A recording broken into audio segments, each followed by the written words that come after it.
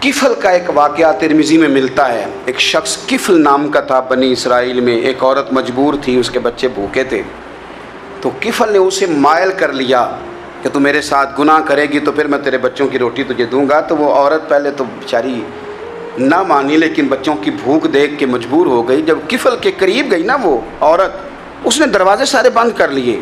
ترمذی شریف میں اس کا واقعہ موجود ہے. چاروں جان سارا کچھ, لیکن جب وہ کفل کہتا ہے میں اس بی بی کے پاس جانے لگا تو عورت کا وجود کانپتا تھا.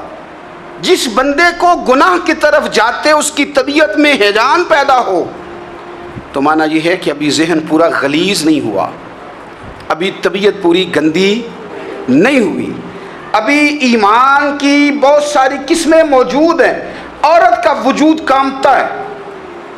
تو کفل کہتے ہیں کہ میں نے اسے کہا کہ سارے دروازے بند ہیں, ڈرتی کیوں ہے؟ تو کہنے لگی ڈرتی اس لیے ہوں کہ سارے دروازے بند نہیں ہوتے, ایک دروازہ کھلا ہے اور وہ دروازہ رب قدیر کا دروازہ ہے, اسے کیسے بند کیا جا سکتا ہے؟ تو کہتے ہیں جب اس نے یہ لفظ کہے تو مجھ پر بھی بات کا اثر ہوا, مجھ پر. تو میں نے کہا کہ اگر تو عورت ہو کے رب سے اتنا ڈرتی ہے تو مجھے تو اس نے مرد بنایا ہے, تو مرد تو ہوتا ہی وہ ہے جو اپنے آپ پر کنٹرول کر سکے.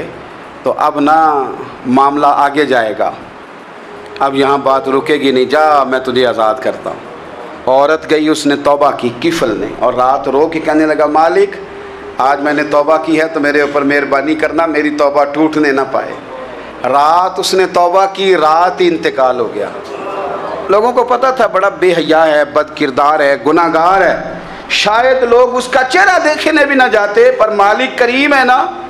حضور فرماتے ہیں سویرے اس کے دروازے پہ لکھ دیا اللہ نے, لوگوں رب نے کفل کے سارے گناہ معاف کر دیے ہیں.